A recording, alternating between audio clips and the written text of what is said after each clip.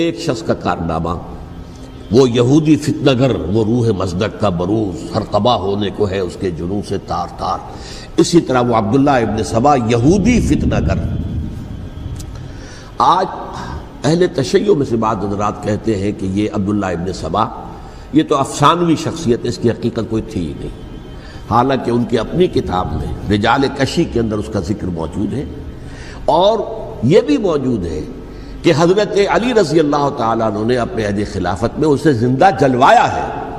اس کی وجہ کیا تھی؟ یہ آیا مدینے کے اندر اسلام کا لبادہ اوڑھ کر اس نے چند عقیدوں کی اشاعت شروع کی. سب سے پہلے حضرت علی تو خدا ہیں، گاڈ انکارنیٹ، اوتار کا تصور، جیسے ہندوؤں میں ہے رام چندر جی خدا کا اوتار، اور عیسائیت میں بھی پہلے گاڈ انکارنیٹ کا تصور تھا کہ حضرت مسیح خدا کا اوتار ہے، انکارنیشن آف گاڈ. تو اس نے کہا کہ حضرت علی تو خدا کا اوتار ہے، خدا ہے. نمبر دو، اس نے کہا کہ ہر نبی کا ایک وصی ہوتا ہے جس کے حق میں وہ وصیت کرتا ہے. تو حضور صلی اللہ علیہ وسلم کے وصی حضرت علی ہیں، لہذا خلیفہ تو اول روز سے حضرت علی ہیں. حضرت ابو بکر، حضرت عمر، حضرت عثمان یہ تو غاصب ہیں، اور حضرت عثمان کی خلافت تھی اس وقت تو خاص طور پر. پھر اس نے جو قبائلی عصبیت تھی اسے بھڑکایا. پرانی جو عصبیت چل رہی تھی قریش کے اندر، وہ دو گھرانے ایک دوسرے کے مد مقابل تھے. دیکھیے، ایک ہوتا ہے قبیلہ، ایک ہوتا ہے گھرانہ. ہمارے پنجاب میں ایک قبیلہ ہے وٹو قبیلہ، اس کے گھرانے بہت سے، مانے کے، لالے کے، سجے کے، شامت کے، یعنی کوئی لالا تھا ان میں سے بڑا، ان کے بیٹے ہو گئے لالے کے، ان کی اولاد، خاندان یہ کہلاتے ہیں. قبیلہ ایک، یہ وٹو قبیلہ. تو قبیلہ تھا قریش، اس میں گھرانے بہت تھے، بنو ہاشم، بنو امیہ، بنو تیم، بنو عدی، یہ بہت سے گھرانے تھے. تو چوٹی کے دو گھرانے جو تھے وہ بنو ہاشم اور بنو امیہ، ان کے درمیان چپقلش تھی، مقابلہ، مسابقت. اور یہ مسابقت فی الخیر بھی ہوتی تھی. اگر انہوں نے غریبوں کو کھانے کھلائے ہیں تو ہم ان سے بڑھ کر کھلائیں گے، اگر وہ حاجیوں کی خدمت کرتے ہیں تو ہم ان سے بڑھ کر کریں گے. تو ان کے اندر یہ مسابقت فی الخیر بھی تھی، لیکن چپقلش تھی کہ کوئی ہم سے آگے نہ نکل جائے، وہ سمجھتا تھا وہ آگے نہ نکل جائے. اس شخص نے اس پرانی عصبیت کو تازہ کیا کہ حضور تو بنو ہاشم میں سے تھے، لہذا خلافت حق ہے بنو ہاشم کا، یہ غاصب ہے. اس سے پہلے دو خلفاء جو تھے وہ نہ بنو ہاشم سے تھے نہ بنو امیہ سے تھے. حضرت ابو بکر بنو تیم میں سے تھے، چھوٹا قبیلہ تھا. حضرت عمر بنی عدی میں سے تھے، وہ بھی چھوٹا قبیلہ تھا. یہ حضرت عثمان پہلے خلیفہ جو بنو امیہ میں سے تھے، جن کی پرانی چپقلش بنو ہاشم سے تھی. اب اس کو موقع مل گیا کہ پرانی قبائلی عصبیت کو بھڑکائے. یہ ہے اصل میں اس فتنے کا پس منظر عبداللہ ابن سبا نے جو آ کر پھیلایا ہے. اور اس کی تفصیل میں اس وقت میں نہیں جا سکتا، کیسے یہ فتنہ پروان چڑھا، کیا انہوں نے اسٹریٹجی اختیار کی. کہ یہ کیا کرتے تھے، گروہ بنا کر بھیجتے تھے لوگوں کو. کوفے میں جاؤ تو وہاں پر دمشق کے گورنر کے خلاف اور مصر کے گورنر کے خلاف الزامات لگاؤ، اس نے یہ کیا، وہ غبن کر گیا، وہ یہ کر گیا، وہ خیانت کر رہا ہے، وہ رشتہ داروں کو پال رہا ہے. اور عثمان کے خلاف بھی تقریریں کرو رضی اللہ تعالی عنہ. دمشق میں جاؤ تو کوفے کے گورنر کے خلاف، کیونکہ دمشق کے گورنر کے خلاف بات کرو گے تو لوگوں کو معلوم ہوگا کہ یہ جھوٹ بول رہے ہیں. لیکن یہ کہ وہاں تو تم بات کرو کوفے کے گورنر کے خلاف اور مصر کے گورنر کے خلاف اور حضرت عثمان کے خلاف. مصر میں جاؤ تو بات کرو کوفے کے اور شام کے گورنر کے خلاف اور حضرت عثمان کے خلاف. یہ انہوں نے ایسا اٹھایا. اور اس زمانے میں آپ کو معلوم ہے ذرائع رسل و رسائل تھے نہیں، نہ اس فتنے کی پتہ چل سکا جب تک کہ وہ فتنہ جو ہے پوری طرح برگ و بار لا کر تراور درخت نہیں بن گیا. اس کے نتیجے میں حضرت عثمان رضی اللہ تعالی عنہ شہید ہوئے، اور خلیفہ پھر حضرت علی رضی اللہ تعالی عنہ کو انہی سوائیوں نے، جنہوں نے گھیراؤ کیا تھا، جنہوں نے حضرت عثمان کو شہید کیا ہے، یہی حضرت علی رضی اللہ تعالیٰ عنہ کے ارد گرد ہوئے. اور حضرت علی رضی اللہ تعالیٰ عنہ بھی نہیں چاہتے تھے خلافت کی بیعت لینا، لیکن آخر کیا کرتے؟ کیا وہ امت کو بغیر خلیفہ کی چھوڑ دیتے؟ حضرت زبیر سے کہا گیا، انہوں نے نہیں مانا، رد کر دی بات. حضرت طلحہ سے کہا گیا، انہوں نے نہیں مانا. حضرت علی سے کہا گیا، اب عشرہ مبشرہ میں سے یہی تو تھے نا، لہذا انہوں نے تسلیم کر لیا، خلافت ہو گئی. لیکن اس کے بعد جو خانہ جنگی ہوئی ہے، اس خانہ جنگی کے نتیجے میں نوٹ کر لیجئے کہ 1,00,000 کے قریب مسلمان ایک دوسرے کی تلواروں اور نیزوں اور برچھیوں اور تیروں سے ختم ہو گئے، ہلاک ہو گئے۔ یہ ہماری تاریخ کا تاریک ترین باب ہے۔ 5 سال، 4.5 سال حضرت علی کی خلافت کے اور 6 مہینے حضرت حسن کی خلافت کے رضی اللہ تعالی عنہ۔ اس سے کیا ہوا کہ ایک طرف تو اسلام کی جو توسیع ہو رہی تھی، تھمتا نہ تھا کسی سے سیل رواں ہمارا، وہ سیلاب رک گیا، انٹرنل سیبوٹاج ہو گئی نا، اب تو اندر ہی آپس ہی میں اگر دستوں گریبان ہو گئے تو باہر اب کیا توسیع کرتے ہیں، وہ توسیع کا عمل رک گیا۔ اور یوں سمجھیے کہ جیسے ٹرک اگر کبھی چل رہا ہو، بھرا ہوا ہو، لوڈڈ، اور وہ چڑھائی چڑھ رہا ہو، تو اگر کہیں موشن ٹوٹ جائے، ٹرک کو رکنا پڑے، تو ڈرائیور کے جان پر بن جاتی، اس لیے کہ اس کو دوبارہ سٹارٹ کرنا، اور جبکہ وہ چڑھائی پر ہے، انکلائن پر ہے، آسان کام نہیں ہوتا، خطرہ ہوتا ہے وہ پیچھے جو ہے وہ نہ جائے۔ اور پہاڑی علاقوں میں آپ کو معلوم ہے ذرا پیچھے چلے جانے کا مطلب جو ہے بہت خطرناک جو ہے نتیجہ نکل سکتا ہے۔ بہرحال حضرت علی رضی اللہ تعالیٰ عنہ نے اپنے خلافت میں ایک کام یہ کیا، اب اس کی کیا مصلحتیں تھیں یہ تو انہی کے علم میں ہوگا، ہم قیاس کر سکتے ہیں، میں اس میں نہیں جانا چاہتا۔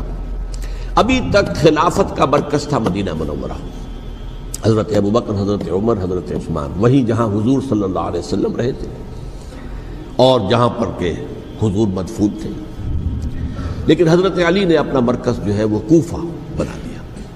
اچھا، اس کی ایک ظاہری وجہ یہ سمجھ میں آتی ہے کہ اسلام کا جو پھیلاؤ ہو گیا تھا، وہ سلطنت اتنی وسیع ہو گئی تھی کہ مدینہ منورہ بہت جنوب میں اور بڑے صحرا کو عبور کر کے جانا ہوتا تھا۔ کوفہ جبکہ ایسی مقام پر تھا کہ جہاں سے مشرقی راستہ جا رہا ہے ایران کو، عراق کے اندر تو ہے وہ شہر کوفہ، اور پھر ایران اور خراسان اور ہندوستان کو راستہ جا رہا ہے، وہیں سے شمال کی طرف جا رہا ہے، شام کی طرف اور ترکی کی طرف، اور وہاں سے پھر یہ کہ مغربی افریقہ کو بھی کنٹرول کرنا، جو شمالی افریقہ کو بھی آسان تھا۔ بہرحال حضرت علی نے کوفہ کو اپنا مرکز بنایا، اور نتیجہ یہ ہوا کہ سبائیوں کا بھی مرکز وہی بن گیا، چونکہ انہوں نے اپنے آپ کو گردا گرد رکھا حضرت علی کے رضی اللہ تعالیٰ عنہ۔ اب ظاہر بات ہے کسی پرٹیکولر پرسن کے خلاف تو کوئی مقدمہ موجود تھا نہیں، بلکہ جب جنگ جمل ہو رہی تھی، ابھی جنگ نہیں ہوئی تھی، حضرت عائشہ، حضرت طلحہ، حضرت زبیر وہ لے کر آئے تھے ایک لشکر، اس مطالبے کے لیے کہ حضرت عثمان کے قاتلوں کو سزا دی جائے، قصاص لیا جائے۔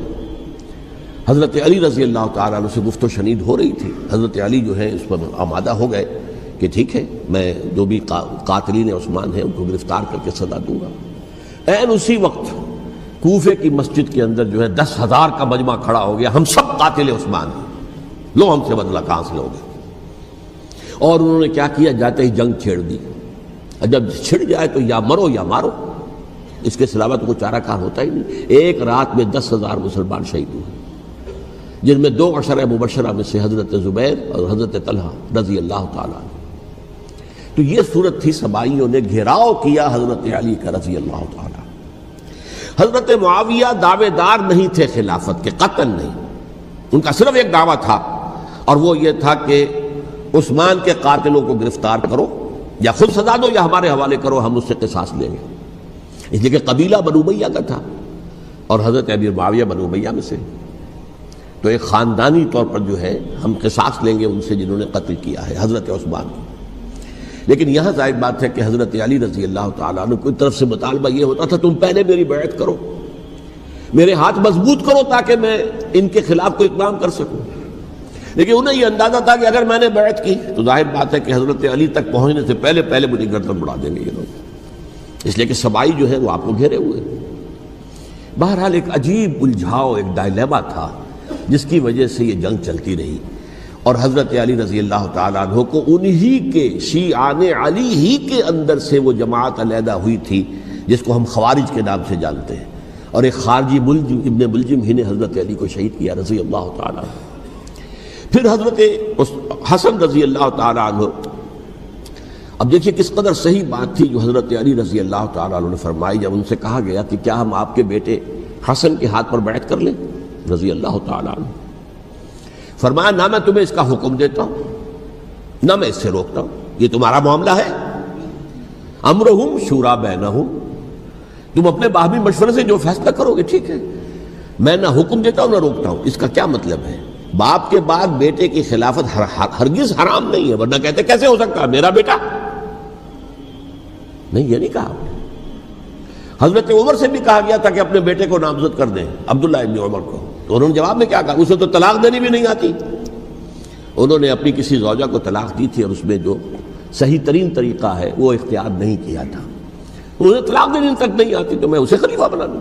یہ نہیں کہا تھا کہ باپ کے بعد بیٹا خلیفہ نہیں ہو سکتا، یہ تو نہیں تھا. کہیں حرام نہیں ہے، نہ کتاب و سنت میں، نہ کوئی حدیث ہے، نہ کہیں قرآن مجید میں. تو حضرت علی نے بھی فرمایا رضی اللہ تعالی، نہ میں روکتا ہوں نہ حکم دیتا ہوں، یہ تمہارا اپنا معاملہ ہے. بہرحال حضرت حسن رضی اللہ تعالی عنہ نے حضرت امیر معاویہ سے صلح کر لی، خلافت ان کے سپرد کر دی.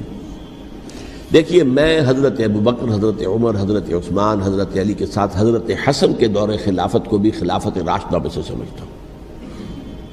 اور تبھی 30 سال پورے ہوتے ہیں اس حدیث کے مطابق کہ حضور نے فرمایا خلافت 30 برس رہے گی، پھر ملوکیت آ جائے گی. تو حضرت حسن کا بہت بڑا کارنامہ یہ ہے کہ اس خانہ جنگی کا دروازہ بند کر دیا. اور یہ پیشن گوئی تھی حضور کی صلی اللہ علیہ وسلم حضرت حسن کو، جب بچے تھے حضور کے انتقال سے پہلے، میرا یہ بیٹا مسلمانوں کے 2 گروہوں میں صلح کرائے گا. یہ حضور کی پیشن گوئی تھی، اور وہ پیشن گوئی حضرت حسن کے علم میں بھی ہوگی یقیناً. بہرحال انہوں نے صلح کی حضرت امیر معاویہ کے ساتھ رضی اللہ تعالی عنہ، خلافت ان کے حوالے کر دی، اور کچھ شرائط تھیں طے ہو گئی. اللہ خیر صلی اللہ. حضور کی تو یہ پیشن گوئی جو ہے صحیح ثابت ہوئی کہ میرا یہ بیٹا مسلمانوں کے 2 بڑے گروہوں کے درمیان صلح کرا دے گا. اور سبائیوں نے انہیں تانے دیے، یا عار المومنین، اے مومنوں کے لیے موجب عار، موجب شرم، تم نے بزدلی دکھائی ہے، تم نے امیر معاویہ کو خلیفہ تسلیم کر لیا، تم نے بزدلی دکھائی. معاذ اللہ ثم معاذ اللہ ثم معاذ اللہ. اب میں کچھ باتیں حضرت امیر معاویہ کے بارے میں کہنا چاہتا ہوں، اس لیے کہ وہاں اس میں میں نے حضرت معاویہ کے بارے میں یہ تو بہت شدت کے ساتھ کہا تھا، اور میں اب بھی اس پر قائم ہوں اور پوری طریقے سے قائم ہوں. میرا مستقل موقف یہی ہے کہ حضرت معاویہ رضی اللہ تعالیٰ عنہ کے دور خلافت کو ہم خلافت راشدہ میں شامل نہیں سمجھتے، اہل سنت میں سے کوئی بھی نہیں سمجھتا. لیکن اس کے ساتھ میں نے حضرت امیر معاویہ کے کچھ مناقب بھی بیان کیے تھے، تاکہ پلڑا جو ہے ترازو کا، اس کے دونوں پلڑے سامنے آ جائیں. لیکن یہ کہ وہ حصہ میرے اس بیان کا نکال دیا گیا، ختم کر دیا گیا. یہ میں نہیں جانتا کہ اس میں کیا مصلحت دیکھی گئی ہے. اس میں تو کسی کے لیے کوئی معاملہ ایسا نہیں تھا کسی کے جذبات کو جو ہے وہ ٹھیس پہنچانے والا. کیونکہ میں نے کہا وہ خلیفہ راشد نہیں تھے، صاف میں نے کہا، بلکہ وہ دور ملوکیت کا آغاز ان سے ہو گیا ہے. بلکہ جب ایک صاحب نے یہ کہا کہ کربلا کے بعد سے دور ملوکیت آ رہی تھی، تو میں نے کہا نہیں جناب، دور ملوکیت تو 20 سال پہلے پوری ہو چکی تھی، شروع ہو چکی تھی. حضرت امیر معاویہ کے بھی 20 سال جو ہے وہ دور ملوکیت میں شمار ہوتے. انہیں کسرا العرب بھی کہا گیا، عرب کے کسرا، جو شہنشاہ ایران کا خطاب تھا، حضرت معاویہ رضی اللہ تعالیٰ عنہ کو کسرا العرب کہا گیا، عرب کا کسرا یہ. لیکن دوسری طرف یہ ہے کہ وہ صحابی رسول ہیں رضی اللہ تعالیٰ، حضور کے برادر نسبتی بھی ہیں، حضور کے صالح ہیں. ان کی ہمشیرہ ام حبیبہ حضور کی زوجہ محترمہ ہیں، ام المومنین ہیں، ام حبیبہ رضی اللہ تعالیٰ عنہ. پھر کس قدر معتمد علیہ تھے حضور کے کہ کاتبان وحی میں شامل تھے. وحی کی کتابت کرنے والے چند لوگ تھے جنہیں کہ حضور کہتے تھے کہ اب یہ آیت لکھ لو. ان میں سے ایک امیر معاویہ بھی رضی اللہ تعالیٰ. تو بڑے توازن کی ضرورت ہے. دیکھیے صحابہ کرام کا جہاں تک تعلق ہے، اہل سنت کا موقف یہ ہے کہ صحابہ کلہم عدول، صحابہ سب کے سب نیک نیت ہیں، اور ان کی روایت جو ہے قبول کی جائے گی، رد نہیں کی جائے گی، ان پر کوئی جرح و تعدیل نہیں ہوگی. اس لیے کہ ان کا تزکیہ محمد الرسول اللہ صلی اللہ علیہ وسلم نے کیا تھا. لہٰذا یہ تو ہو سکتا ہے کہ کسی صحابی سے کوئی خطا ہو جائے، لیکن وہ خطا اجتہادی ہوگی، نیت کی خطا نہیں ہوگی، نیت کی غلطی نہیں ہوگی. اگر کسی صحابی کی نیت پر حملہ کیا جائے تو یہ اصل میں طعن ہے، حملہ ہے حضور پر کہ وہ تربیت دے ہی نہیں سکے اپنے ساتھیوں کو. معاذ اللہ ثم معاذ اللہ ثم معاذ اللہ، وہ تزکیہ کر ہی نہیں سکے.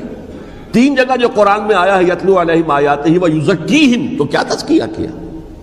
اگر ان کے قریب ترین ساتھی جو تھے، اگر ان کے اندر بھی بدنیتی تھی اور دنیا کی طلب تھی، اور دنیا کے اندر اقتدار حاصل کرنے کا جذبہ تھا، تو پھر کیا تزکیہ کیا؟ معاذ اللہ ثم معاذ اللہ۔ لہذا صحابہ سب کے سب عدول ہیں اور ان سے اختلاف ممکن ہے، لیکن ان کی نیت پر حملہ نہیں ہو سکتا۔ تو حضرت امیر معاویہ کی شخصیت ایک چیز ہے، آپ کا دور خلافت دوسری چیز ہے۔ شخصیت کے اعتبار سے صحابی رسول ہیں، برادر نسبتی ہیں حضور کے صلی اللہ علیہ وسلم، اور پھر یہ کہ اس قدر معتمد علیہ ہے صحابہ میں سے کہ وہ کاتبان وحی، یہ عام آدمی کے کرنے کا کام نہیں تھا جو وحی کی کتابت کرے، اللہ کے کلام کی۔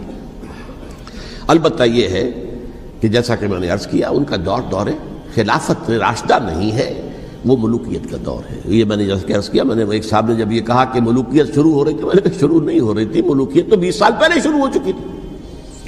اسی طریقے سے ایک صاحب نے کہا تھا کہ اسلام کو قائم کرنے کے لیے حضرت حسین میدان میں آئے، میں نے کہا یہ بھی غلط ہے، اسلام تو 60 سال پہلے قائم ہو چکا تھا، نبی اکرم صلی اللہ علیہ وسلم کے دستے مبارک سے اسلام قائم ہو گیا، جاء الحق وزهق الباطل ان الباطل کان زهوقا، پھر 30 برس تک وہ کامل شکل کے اندر قائم رہا۔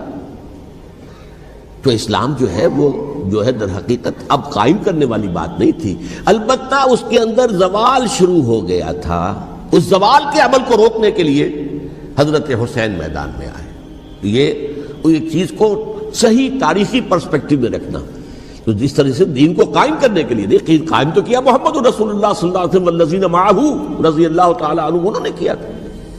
ہاں اب جو ہے وہ اپنی اس شاندار حیثیت سے نیچے گرنے لگا تھا، وہ میں بعد میں عرض کروں گا کہ میں نے اسے کیا عرض کیا تھا کہ یہ اس زوال کو روکنے کے لیے کسی طریقے سے یہ اپنی اصل حقیقت میں قائم رہے، یہ حضرت حسین رضی اللہ تعالیٰ عنہ کی سعی تھی۔ اچھا، حضرت امیر معاویہ کے جو 20 سال ہیں وہ پورے امن، سکون، اطمینان، کوئی جھگڑا، کوئی فساد، کوئی اختلاف، کوئی باہمی فانت جنگی، کچھ نہیں، 20 سال۔ یہ بھی تاریخ کی بڑی چشم کشا حقیقت ہے جو عام طور پر لوگوں کے علم میں نہیں ہے۔ سبائی بھی دبکے رہے، حضرت امیر معاویہ کی حکومت اتنی مضبوط تھی، کنٹرول، کہ ان کو کچھ سر اٹھانے کا موقع نہیں ملا، موجود تھے، دبکے رہے۔ جیسا کہ میں نے کہا، ریولوشن کے آخری مرحلے پر آ کر جو مخالفین ہیں وہ دب جاتے ہیں کہ پھر دیکھیں گے موقع ملے گا تو پھر لیں گے ان سے حساب کتاب۔ 20 سال رہے ہیں پورے امن کے، 10 سال کے بعد یعنی درمیان میں ہے حضرت امیر معاویہ کا عہد خلافت۔ ایک صحابی جو کہ بزرگ صحابہ میں سے ہیں، مغیرہ ابن شعبہ رضی اللہ تعالی عنہ، وہ آتے ہیں اور وہ کہتے ہیں کہ دیکھیے امیر المومنین، کتنی بڑی خانہ جنگی رہی تھی مسلمانوں کی آپس میں، اور اب بھی اگر آپ کسی کو نامزد کیے بغیر چھوڑ گئے امت کو تو پھر خانہ جنگی ہو جائے۔ 1 لاکھ اس وقت جو ہے وہ ہلاک ہوئے تھے، نہ معلوم اب کتنے ہلاک، لہٰذا آپ اپنی زندگی ہی میں نامزد کر دیجئے کسی کو خلیفہ، ولی عہد بنا دیجئے۔ حضرت امیر معاویہ نے ابتداءً جو ہے انکار کیا نہیں، لیکن ان کے دلائل ایسے تھے وزنی، اور میں سمجھتا ہوں کہ وہ بات صحیح تھی جو مغیرہ ابن شعبہ نے کہی، اس لیے کہ اب صحابہ کرام میں سے جو کبار صحابہ تھے وہ تو سب دنیا سے رخصت ہو چکے تھے، اب تو یا صغار صحابہ رہ گئے تھے جو حضور کے زمانے میں بچے تھے، حضرت حسن، حضرت حسین، عبداللہ ابن زبیر، یہ بچے تھے نا، یا تو وہ تھے، اور یا بالکل نو مسلم تھے، اور نو مسلموں میں بڑی تعداد وہ تھی جو ایرانیوں کی تھی، شامیوں کی تھی، ادھر کی تھی، ادھر کی تھی، تو ان کو تو ظاہر بات ہے کہ تربیت نبوی سے کیا خلافت راشدہ سے بھی اکثر و بیشتر کو کوئی حصہ ملا ہی نہیں۔ تو اس صورت میں اب وہ اعلیٰ ترین معیار پر حکومت کے نظام کو قائم کرنا ممکن نہیں ہے۔ کوئی قبائلی عصبیت جب تک حکومت کی پشت پر نہیں ہوگی، حکومت مستحکم نہیں ہوگی۔ یہ گویا کہ ایک جس کو کہتے ہیں کہ حقیقت بینی، واقعیت پسندی، ایک آئیڈیلزم ہے اور ایک ریئلزم ہے کہ آپ فیکٹس آن دی گراؤنڈ کو غور کریں، سوچیں اس کے اوپر اور پھر کوئی فیصلہ کریں۔ اس اعتبار سے پھر حضرت امیر معاویہ نے بات مان لی اور بیعت لے لی لوگوں سے حضرت یزید کے لیے کہ یہ خلیفہ ہوں گے میرے بعد، اس کو ولی عہدی کہتے ہیں۔ اچھا، اس وقت 5 افراد ایسے تھے کہ جنہوں نے اس سے اختلاف کیا، یہ بات بہت اہم ہے۔ میرا کتابچہ ہے سانحہ کربلا، اس کے کچھ نسخے آج یہاں ہوں گے، آپ لوگ پڑھیے اسے غور سے اور پھیلائیے تاکہ حقیقت سامنے آئے۔ 5 افراد کون تھے جو ہونے چاہیے؟ ابو بکر فوت ہو گئے، ان کے بیٹے عبد الرحمن ابن ابی بکر، عمر فوت ہو گئے، ان کے بیٹے عبداللہ ابن عمر، عباس فوت ہو گئے، ان کے بیٹے عبداللہ ابن عباس، زبیر فوت ہو گئے، ان کے بیٹے عبداللہ ابن زبیر، اور حضرت حسن جو ہے ان کا انتقال ہو چکا تھا، حضرت علی کے بیٹے حضرت حسین رضی اللہ تعالی عنہ مجمعین۔ حضرت حسن کے بارے میں ایک فریق کا کہنا یہ ہے کہ انہیں زہر دے کر ہلاک کیا گیا، اہل تشیع کا قول یہ ہے، جبکہ اہل سنت کہتے ہیں کہ نہیں، وہ اپنی جو بھی طبی موت تھی اس سے ان کی وفات۔ لیکن میں اس میں نہیں جانا چاہتا، اس لیے کہ یہ مائکرو ہسٹری جو ہے نا، وہ تو ایک ایک واقعے کے لیے ادھر کی روایات کیا، ادھر کی کیا ہیں، ان کے پاس کیا دلائل، یہ تو کسی ریسرچ اسکالر کا موضوع ہے، میرا موضوع نہیں۔ لیکن بہرحال یہ 5 حضرات تھے جنہوں نے ولی عہدی کی بیعت نہیں کی، لیکن حضرت معاویہ اتنے حلیم الطبع انسان تھے، انہوں نے جبر نہیں کیا، کوئی تشدد نہیں کیا۔ ٹھیک ہے، ولی عہدی کی بیعت نہیں کر رہے، کوئی بات نہیں، میری بیعت تو کی ہوئی ہے نا، ابھی تو میں زندہ ہوں، بات ختم ہو گئی، میری بیعت کو تو نہیں توڑا انہوں نے، فسخ بیعت نہیں کی۔ اس اعتبار سے انہوں نے نہ کوئی تشدد کیا، نہ جبر کیا، نہ کوئی مواخذہ کیا۔ لیکن جب امیر معاویہ کا انتقال ہو گیا، اب ولی عہدی کی بجائے وہ اب خلافت کی بیعت کی، سب لوگوں نے بیعت کر لی۔ ان 5 میں سے ایک فوت ہو چکے تھے، حضرت عبد الرحمن ابن ابی بکر فوت ہو چکے رضی اللہ تعالی، 4 تھے، ان 4 میں ایک اختلاف ہوا۔ 2 کی رائے یہ تھی، عبداللہ ابن عمر، عبداللہ ابن عباس، کہ اگرچہ یہ کام غلط ہوا ہے، اسلام کی روح کے منافی ہوا ہے، یہ بادشاہت کی بنیاد پڑ رہی ہے، لیکن یہ بات ایسی نہیں ہے کہ اس کی بنا پر ہم خانہ جنگی شروع کروا دیں، امت کے اندر خون خرابہ کروائیں، فساد کروائیں۔ لہذا انہوں نے بیعت کر لی۔ اب کوئی اگر یہ کہے معاذ اللہ کہ وہ بک گئے تھے یزید کے ہاتھ میں، معاذ اللہ ثم معاذ اللہ، وہی بات آپ اختلاف کر سکتے ہیں کہ انہیں نہیں کرنی چاہیے تھی، یہ کوئی رائے رکھے، مجھے اختلاف نہیں، لیکن ان کی نیت پر حملہ کریں گے تو حملہ محمد رسول اللہ پر ہوگا صلی اللہ علیہ وسلم۔ عبداللہ ابن عمر کون ہیں؟ کتنی حدیثیں ان سے جو ہے وہ منقول ہیں۔ عبداللہ ابن عباس کون ہیں؟ جنہیں حضور نے جو ہے جن کے لیے دعا کی تھی، اے اللہ فقہہ فی الدین وعلمہ التاویل، اے اللہ اس نوجوان کو دین کا فہم عطا کر اور قرآن کی تعویل اور تفسیر کا علم عطا کر، حبر الامہ کہلاتے ہیں۔ وہ کہیں پیسوں اور ٹکوں کے عوض بک جانے والے نہیں تھے، انہوں نے امت کی مصلحت دیکھی، نیت جو ہے اس پر حملہ نہ کیجئے، البتہ اختلاف کا حق آپ کو حاصل ہے۔ 2 حضرات جو ہے ڈٹے رہے کہ نہیں، ہمیں کم وقت میں ریزسٹ کرنا ہے۔ عبداللہ ابن زبیر عمر کے اعتبار سے وہ بڑے ہیں، مسلمانوں میں سب سے پہلے ولادت مدینے میں جا کر جو ہوئی ہے وہ عبداللہ ابن زبیر کی ہوئی ہے۔ ہجرت کر کے جب مہاجرین وہاں پہنچے، کچھ عرصے تک کسی کے ہاں کوئی اولاد نہیں ہوئی، تو لوگوں نے تانے دینے شروع کر دیے کہ معلوم ہوتا ہے کہ یہاں آ کر یہ مکے کے رہنے والے جو ہیں کمزور ہو گئے ہیں، ان کی اولاد ہی نہیں ہو رہی۔ پھر عبداللہ ابن زبیر کی ولادت ہوئی ہے، یہ حضرت ابو بکر کے نواسے ہیں، حضور کی زوجہ محترمہ حضرت عائشہ کی بہن، حضرت دیکھیے ابھی نام نکل گیا ہے جی، حضرت اسماء رضی اللہ تعالی عنہا عنہما، یہ ان کے صاحبزادے ہیں، حضرت زبیر کے بیٹے۔ ان کا فیصلہ ہوا کہ ہمیں رجسٹ کرنا ہے کم وقت میں، ایٹ اینی کاسٹ۔ حضرت حسین ابن علی رضی اللہ تعالی عنہما کا بھی فیصلہ ہوا کہ ہمیں رجسٹ کرنا ہے کم وقت میں۔ البتہ ان میں بھی ایک اختلاف ہو گیا، یعنی یہ 2 تو جڑے رہے، ان 2 میں اختلاف ہو گیا۔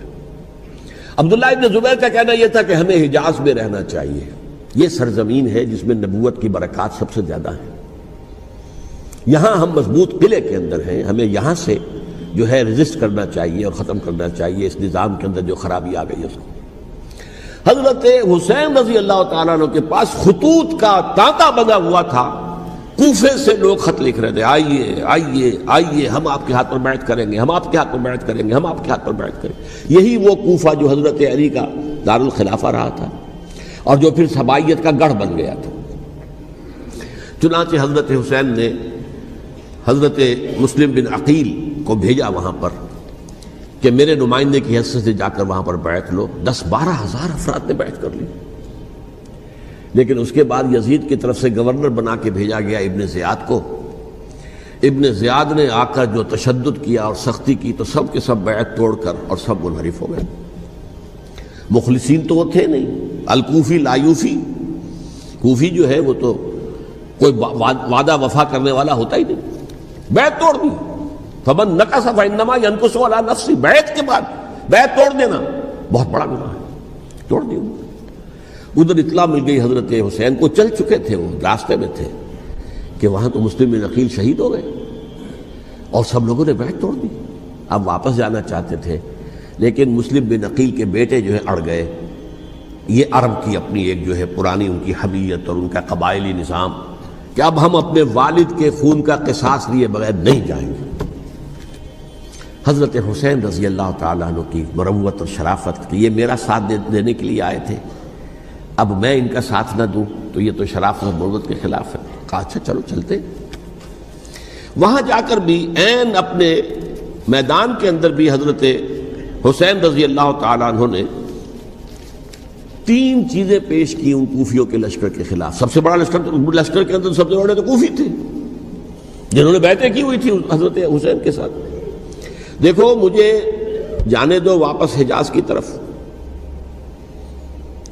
یا مجھے سرحدوں پر بھیج دو تاکہ میں کافروں کے ساتھ جنگ کرتے ہوئے اپنی جان دے دوں، یا مجھے یزید کے پاس جانے دو، میں اپنا معاملہ اس سے طے کر لوں. لیکن کوفیوں کو یہ گوارا نہیں تھا. اگر یہ یزید کے پاس پہنچ گئے تو ہمارا کچا چٹھا بیان کر دیں گے کہ مجھے تو ان لوگوں نے برگلا کر بلایا تھا. اس لیے کہ دیکھیے حضرت امیر معاویہ کے 20 سالوں کے دوران میں بتا چکا ہوں ان کی حکومت اتنی مستحکم تھی کہ اس کے خلاف کوئی فتنہ اٹھانا ممکن نہیں تھا.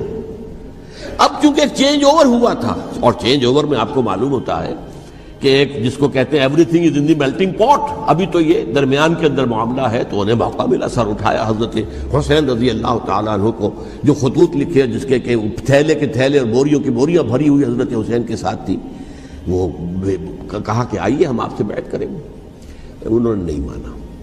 اور اصل میں حضرت حسین کے قاتل وہ کوفی ہیں، وہ بزدل، وہ منافق جنہوں نے بیعت کر کے بیعت توڑی. اور اب وہ آ گئے کہ اگر یہ حسین رضی اللہ تعالیٰ عنہ بچ کر کہیں یزید کے پاس پہنچ گئے تو پھر ہمارا کچا چٹھا جو ہے وہ سامنے آ جائے گا اور ہماری پھر شامت آ جائے گی. لہذا انہوں نے قتل کیا حضرت حسین کو رضی اللہ تعالیٰ عنہ. ایک بات جو علامہ ڈاکٹر قلب صادق نے فرمائی، اور مجھے میرے علم میں یہ بات پہلے نہیں تھی، وہ یہ کہ حضرت حسین کے قتل کا فتویٰ ایک بہت بڑے مفتی نے دیا تھا. یہ بات بھی ذرا سمجھ لیجیے. حضرت حسین رضی اللہ تعالیٰ عنہ کے قتل کا فتویٰ ایک بہت بڑے مفتی نے دیا تھا. کیوں دیا تھا؟ اس لیے کہ حضور کی احادیث موجود ہیں کہ جب ایک شخص کی ایک خلیفہ کی بیعت ہو جائے تو دوسرا اگر کھڑا ہو تو اسے قتل کر دو. کھلی حدیث. اسی لیے ایک بہت بڑے مفسر بھی ہیں، فقیہ بھی ہیں، قاضی ابن العربی رحمۃ اللہ علیہ. ایک ابن عربی ہیں الف لام کے بغیر، ابن عربی، وہ بہت بڑے صوفی ہیں، فلسفی ہیں، اندلس کے ہیں. یہ قاضی ابن العربی ہیں جنہوں نے قرآن کی ایک تفسیر لکھی ہے اس اعتبار سے کہ صرف ان آیات کی تفسیر جن سے کہ فقہی احکام جو ہیں ان کا استنباط ہوتا ہے. یہ 2 تفسیریں اس طور سے لکھی گئی ہیں قرآن مجید کی. احکام القرآن ان کا نام ہے دونوں کا، جن میں سے ایک جو ہے قاضی ابن العربی کی ہے. ان کا ایک جملہ نقل ہوتا ہے، قتل الحسین بسیف جدہ، حسین قتل ہو گئے اپنے ہی نانا کی تلوار سے. وہ تلوار کیا تھی؟ جب کسی کی بیعت ہو چکی ہو پھر کوئی کھڑا ہو مدعی خلافت، قتل کر دو. میرے نزدیک حضرت حسین مدعی خلافت نہیں تھے. یہ بات اس وقت سامنے لوگوں کے نہیں آئی، بلکہ حکومت نے یہ باور کرا دیا کہ یہ تو باغی ہے، یہ مدعی ہے خلافت کے. انہوں نے تو دعویٰ نہیں کیا خلافت کا، وہ تو صرف اس عمل کو روکنے کے لیے میدان میں آئے تھے. اور اس بات کو اچھی طرح سمجھ لیجئے کہ اس وقت تک یہ جو تصور آج ہمارے پاس ہے کہ ریاست علیحدہ ہے، حکومت علیحدہ ہے، state of Pakistan, we are loyal to the state of Pakistan, ہم ریاست پاکستان کے وفادار ہیں، گورنمنٹ آف پاکستان کے وفادار نہیں ہیں. We are not loyal to the government.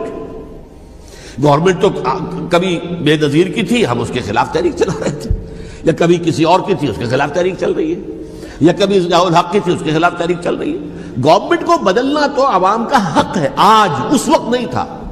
اس وقت ریاست اور حکومت کا کوئی فرق نہیں تھا، لہذا جو حکومت سے اختلاف کرے گویا کہ باغی ہے۔